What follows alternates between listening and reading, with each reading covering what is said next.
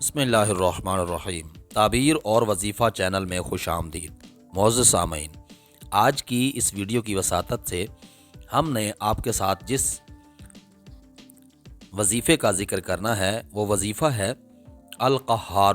اللہ تبارک و تعالیٰ کے بابرکت ناموں میں سے ایک نام ہے القہار۔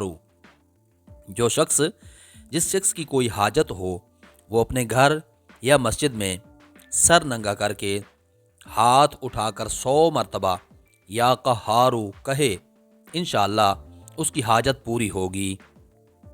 جو اشراق کی نماز کے بعد سجدہ کر کے 7 مرتبہ یا قہارو پڑھے گا، اللہ تعالیٰ اسے غنی فرما دے گا۔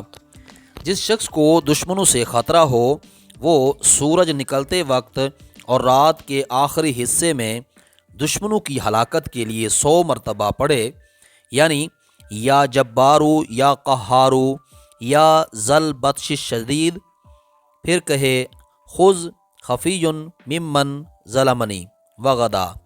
کثرت سے اس کا ذکر کرنے سے دنیا کی محبت اور ما سوائے اللہ کی عظمت دل سے جاتی ہے اور دشمنوں پر غلبہ حاصل ہوتا ہے۔ چینی کے برتن پر لکھ کر ایسے شخص کو پلایا جائے جو باوجہ جادو کے عورت پر قادر نہ ہو، اس کا جادو ختم ہو جائے گا۔ جو شخص دنیا کی محبت میں گرفتار ہو وہ کثرت سے اس اسم کو پڑھے، انشاءاللہ تعالی دنیا کی محبت اس کے دل سے جاتی رہے گی اور اللہ تعالیٰ کی محبت پیدا ہو جائے گی اور خاتمہ بالخیر ہوگا۔ جو کوئی کسی ظالم سے ڈرتا ہو وہ اس اسم کو فرض نماز کے بعد 306 بار پڑھا کرے، اللہ تعالیٰ اسے امن و امان میں رکھے گا اور دشمن پر غالب ہوگا، حاکم مہربان ہوگا اور خوف دل سے جاتا رہے گا۔ جو کسی مشکل کے واسطے اس اسم کو 100 بار پڑھے مشکل حل ہو جائے گی۔ دشمن کو مغلوب کرنے کے لیے فرض اور سنت کے درمیان 100 مرتبہ پڑھنے سے اس اسم کا پڑھنا بے حد انتہائی مفید ہے۔